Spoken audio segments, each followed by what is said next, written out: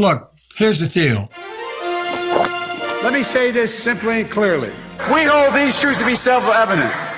All men and women created by you know the thing. You know how we talk about it. Are we the people? Folks, we gotta, it's just, yeah. But you gotta, I mean, we gotta reassure, look, here, my message to everybody I talk to is play the radio, make sure the television, make sure you have the record player on at night, the phone, make sure the kids hear words. I got hairy legs that turn, blonde in the sun. And the kids used to come up and reach in the pool and rub my leg down so it was trained and then watch the hair come back up again. They look at it. So I learned about roaches. I learned about kids jumping on my lap. And I've loved kids jumping on my lap. Poor kids are just as bright and just as talented as white kids. You know, there's during World War II, where Roosevelt came up with a thing that, was totally different than he called it the World War II. He had the War Production Board. Where we open up, hello, darkness, my old friend. $1.2 billion in overtime was denied for hourly workers who were not unionized. $1.2 billion. So you go ahead and you stack spaghetti sauce at a store in a supermarket. You control the guy or the woman who brings out the carts on a forklift. What happens? They make you management. So would you like to say a couple words? Am I supposed to speak now, or is Karen supposed to speak? I don't know. I don't want to get in trouble here. Oh, it's me. Okay. Well, there's that great philosopher, and he talked about Jill puts notes up on my mirror when she wants me to, where I shave, to get messages across to me. And what presidents say matter. The former vice president suggests the black community lacks diversity of thought. We choose truth over facts. Biden complimented the town before incorrectly identifying which state he was speaking in. Joe Biden forgot he was in a video live stream and abruptly walked off camera. And I spent an hour and a half today on the telephone. I mean, on what we're doing right now on camera. Biden making a series of unusual rhetorical detours at the town hall dedicated to health care. Imagine what would have happened if, God forbid, Barack Obama had been assassinated after becoming the de facto nominee. The first sort of mainstream African American who was articulate and bright and clean and a nice-looking guy. If you have a problem figuring out whether you're for me or Trump, and you ain't black. It don't have nothing to do with Trump.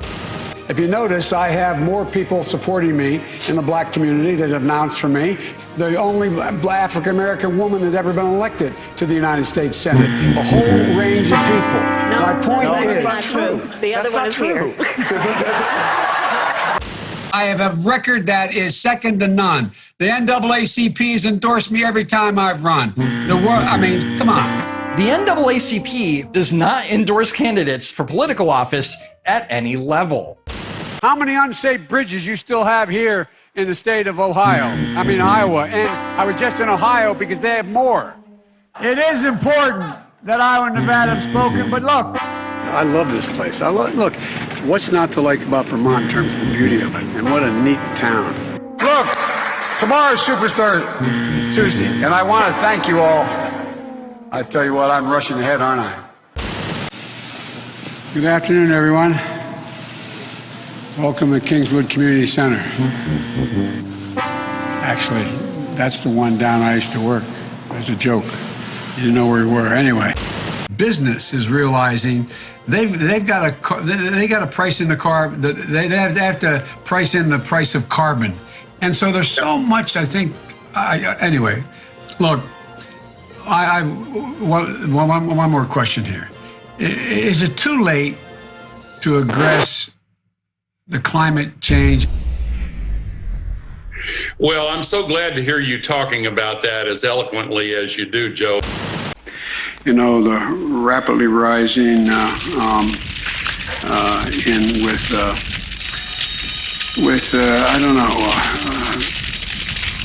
know. We cannot let this, we've never allowed any crisis from the Civil War straight through to the pandemic of 17, all the way around 16. We have never let our democracy take second fiddle. We can both have a democracy and elections and at the same time correct the public health.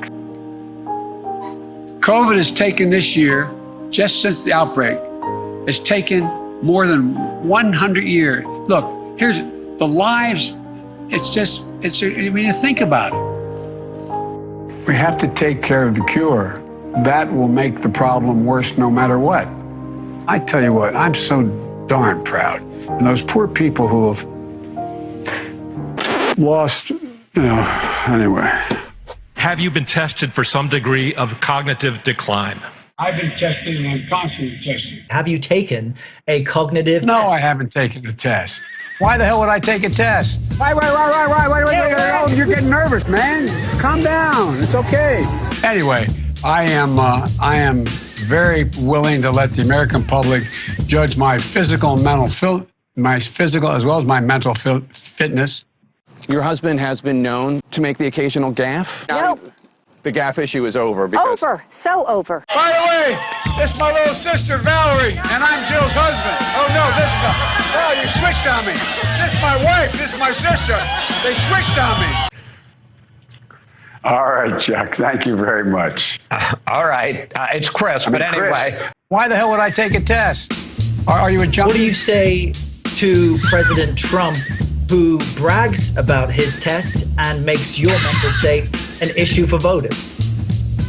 Well, I don't know what the hell he's talking about. I just can't figure the guy. It's like watching a yo-yo.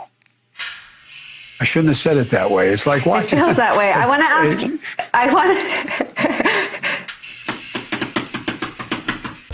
Donald Trump does pose an existential threat to this.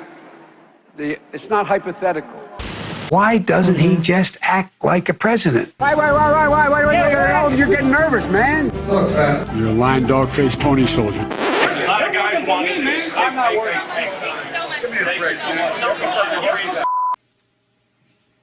That's a stupid way to say it. Donald Trump was asked on. Sorry. Go ahead.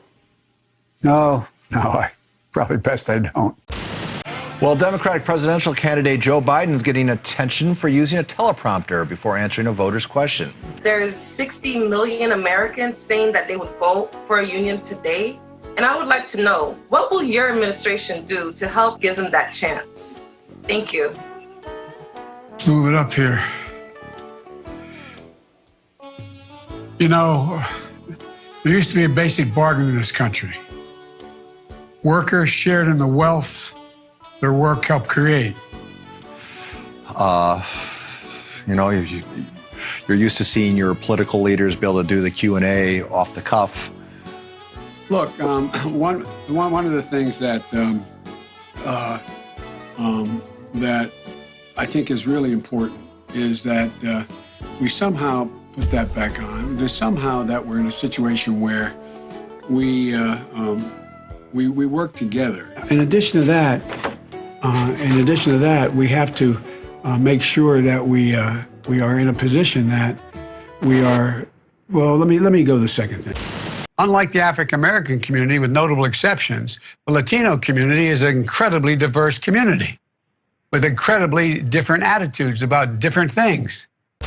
In January of 2018, I found myself in a circumstance where, 2012, and I was waiting for a black man, Tom, to come and pick me up from Philadelphia, a guy named Barack Obama, on the 17th of January to take me to Washington, a trip I've made 1,000 times, commuting every day, to be sworn in as president and vice president. So help me God. So help me God. Fact is that the bills that the future president here, that the senator is talking about, I hear this large savings. The president thinks, my friend from Vermont thinks that the employer is going to give you back if you negotiate his union all these years, got a cut in wages. I took on Putin in terms of Iraq. In terms of what was going on in Ukraine. I've taken on these leaders around the world. I'm the guy that's gone in and met them. I've taken on all these leaders. U.S. troops died in Iran and Afghanistan. That's like just flat out acknowledging we've been doing everything we can do to keep Biden from being the nominee, and guess what? We tried it in Iraq. It's not working, so now we're going to try, in Iran, we tried in Ukraine. Because they invaded another country and annexed a significant portion of it called Crimea. Right. He's saying that it was my boss, it was his fault. Look, we provide a Medicare option. That's exactly what Brock and I talked about in the beginning. Couldn't get it through, though. No, we couldn't get it, but now I got assault weapons banned for 10 years. It had to be reauthorized because of hanging chads in Florida. The last president said, no, I'm not going to reauthorize it. And folks, one of the things I'm proudest of is getting control of the Paris Climate Accord. I'm the guy that came back after meeting with Deng Xiaoping and making the case that I believe China would join if we put pressure on them. We got almost 200 nations to join. I watched what happened when the kids from Parkland marched up to, and I met with them, and then they went off to up on the hill when I was vice president. They went off the hill. And then we had another program that the court said, well, you don't have executive authority to do that on our own. We did that in 1976, and we started in 2014. Go to Joe 30330 and help me in this fight. Thank you very much. It would be it'd be 154 billion. 2.5 million, 300,000. Like 600,000+ people. There's each and every one of them. 60,000. Yeah, 60,000. 660. I missed it. It would put 720 million women back in the workforce. Roughly 25% of their, they gave it, I think it was 54, don't hold me to that, 54%, over 500 miles a day, 250 miles a day. 150 million people have been killed since 2007, more than all the wars, including Vietnam. Now we have over 120 million dead from COVID. It's estimated that 200 million people have died, probably by the time I finish this talk. A $15 minimum wage, 500,000, 50,000, 50,000, 330, or 303, 330, or BOO, wait. I mean, billions of I think it's $2.3 billion worth of, $500 billion out of $1.6 trillion worth, $1.4 trillion worth, out of $1.4 billion. And by the way, it costs a lot of money. It cost about $740 billion over 10 years. And in order to avoid those very high numbers, we have to do at least several things. One, we have to depend on what the president's going to do right now. And first of all, he has to wait till the cases before anything happens. Look, the whole idea is he's got to get in place things that were shortages of. 56% of Americans said that they were better off today than they were 4 years ago, would have been under the Obama-Biden administration. So why should people who feel that they are better off today under the Trump administration vote for you? Well, if they think that, they probably shouldn't. They think 54% of the American people were better off economically today than they were in our administration. Well, their memory is not very good, quite frankly. My name's Joe Biden. I'm a Democratic candidate for the United States Senate. Look me over. If you like what you see, help out. If not, vote for the other by... President Trump took those words, those literal words. If Donald Trump is reelected, now he's feeling the pressure of an economy that's teetering on a recession. You're trying your best, but it never feels like enough. And so I looked at it anyway. That's what I think my plan, I know what my plan does. We're going to see the burden and the cost. We're going to increase, we're going to make sure not prevailing wage, we can't mandate that. You guys, by the way, I said inside, we should make sure that we have no one going to jail for a drug offense. They go directly mandatory prison. Mandatory treatment. We need to work again with Canada and Mexico as neighbors, not as adversaries. We have to make sure that every single child does in fact have 3, 4, and 5-year-olds go to school. Together, we can work toward racial justice, economic injustice. We can provide paid sick leave for all workers, so workers don't have to leave work to be fired in order, when they get sick, to be able to continue to live. The Green New Deal will pay for itself as we move forward. We're not going to build plants that, in fact, are great polluting plants. So do you support the Green New Deal? Pardon me? You support? No, I don't support the Green New Deal.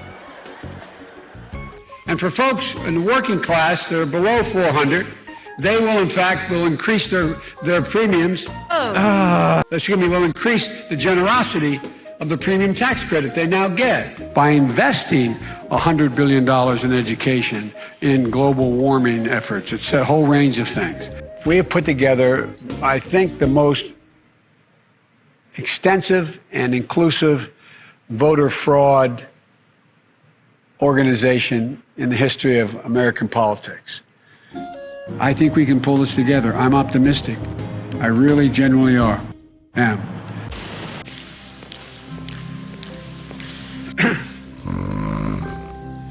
Good afternoon, and welcome to the nation's Constitution Center. I had the great privilege of being the guest leader of this outfit for a year. You know, we have to come together. That's why I'm running. I'm running as a proud Democrat for the Senate.